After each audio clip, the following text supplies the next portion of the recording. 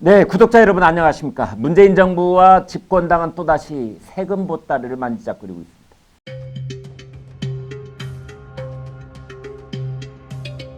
기승전 세금 뭐 이렇게 되는 셈입니다. 이해찬 민주당 대표는 이제 전국 버스 파업이 코앞에 닥치자 준공영제를 전국으로 확대하겠다고 했습니다. 버스 회사가 적자가 나면은 이번에도 국가 세금으로 지원해 주겠다는 것이죠. 버스 기사에게 주 52시간제를 보장하면서 종전 월급을 그대로 주면 회사는 적자가 날 것이라는 게 뻔한데 그것을 나라 세금으로 메꿔 주겠다는 것입니다. 그 돈이 자그마치 1조 3천억입니다.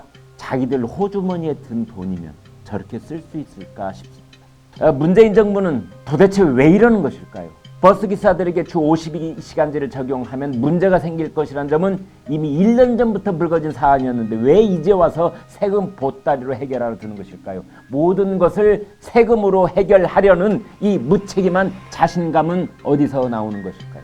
네, 이 김광일의 입은 이런 현상들을 빚어내는 요인을 모두 6가지로 나눠서 분석을 한다고 어제 말씀을 드렸죠. 첫째, 인해 장막. 두 번째, 복수심. 세 번째, 총선에 대한 두려움. 네 번째, 역사와 대화를 하려는 욕망. 다섯 번째, 주류요체. 여섯 번째, 기고만장. 이런 내용입니다. 오늘은 그 중에서 두 번째까지, 그러니까 인해 장막과 복수심, 이 두 가지를 살펴보도록 하겠습니다. 2차 세계대전이 끝난 뒤에 소련 진영에 속하는 국가들의 폐쇄성을 표현하면서 철의 장막이라고 했습니다. 1946년 처칠이 연설문에 썼던 아이언 커튼이 바로 그 말입니다. 소련과 동유럽 국가들의 폐쇄성, 비밀주의를 뜻합니다. 죽의 장막이란 말은 중국의 폐쇄성, 배타성을 가리킬 때 썼던 말입니다. 그러나 철의 장막, 죽의 장막보다 더 답답하고 무서운 것이 바로 인의 장막입니다. 사람이 가로막고 있는 것.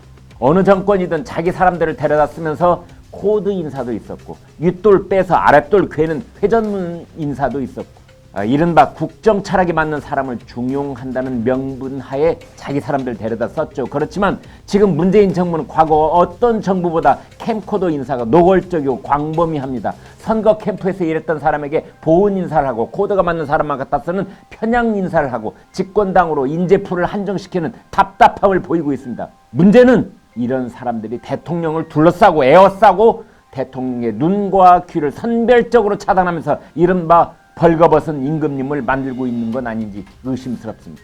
작년 10월 조선일보는 이런 보도를 했습니다. 기획보도였었는데요. 청와대 비서실과 정책실, 안보실의 비서관급 이상 참모 중 전대협, 대학 총학생회장 같은 운동권 출신 그리고 각종 시민단체 출신 다 전수조사를 해봤더니 전체 64명 중에 23명, 36%였습니다.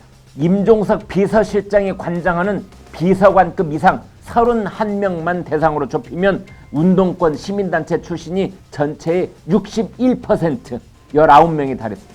작년 연말에는 17명보다 비중이 더 늘었다고 합니다. 지금도 그러한 상황과 기조는 크게 다르지 않을 것입니다. 이런 사람들이 대통령에게 확증 편향적 보고만 올릴 가능성이 있습니다. 그래서 대통령은 현실과 동떨어진 통계 숫자만 인용하고 있다는 비난을 듣는 겁니다. 문 대통령은 엊그제 이런 얘기를 했습니다. OECD 국가 중 한국은 상당히 고성장 국가라고 했습니다. 그러나 실상은 크게 다릅니다. OECD 36개 회원국 가운데 한국 성장률은 2016년에 11위, 2017년에 12위, 그리고 작년에 18위로 떨어졌습니다. 대통령은 이걸 알면서도 그러는 것인지 모르고 그러는 것인지 알 수가 없습니다. 때로는 대통령이 청와대라고 하는 마치 그 영화의 트루먼쇼 같은 거대한 세트장에 gat혀 있는 건 아닌가 걱정이 됩니다. 지금 가장 큰 문제는 미국과 중국이 벌이고 있는 무역전쟁입니다. 일촉즉발 보복 관세가 꼬리를 물고 있습니다. 미국과 중국은 우리에게 무역 상대 1위, 2위인 슈퍼파워입니다. 고래 싸움에 새우등 터지는 상황이 벌어지고 있습니다. 주식 펀드에서 벌써 2조 원이 빠져나가고 있고 코스피가 무너지고 있습니다. 그런데도 벌거벗은 임금님은 우리 경제를 낙관하고 있다니 어찌해야 좋을지 모르겠습니다. 이런 상황에서 대통령은 야당에게 협치의 손을 내밀기는커녕 야당을 원색적으로 비난하고 있습니다. 패스트 트랙 지정에 강하게 반발한 자유한국당을 겨냥하면서 문 대통령은 이렇게 말했죠. 막말과 험한 말로 국민 혐오를 부추기며 국민들을 극단적으로 분열시키는 정치는 국민에게 희망을 주지 못한다. 문재인 대통령은 야당이 정부의 대북 정책을 비판하면 그것에 대해 낡은 이념의 잣대라고 되받아치고 있습니다. 문 대통령이 자유한국당을 정치 파트너로 인정하는 유연한 태도를 보이지 못하고 야당을 불신하는 이유는 뭘까요? 그 사람들의 심리적 기저를 깊게 파들어가면 일종의 정치 보복적 증오가 뿌리 깊게 자리 잡고 있을 수도 있습니다. 그것이 바로 문재인 정부가 갖고 있는 복수심입니다. 문 대통령은 지난 대선 때 저 문재인의 사전에는 정치 보복은 없습니다. 다음 정부는 그런 짓을 하지 않겠습니다. 이렇게 말했습니다. 그게 대선 공약이었죠.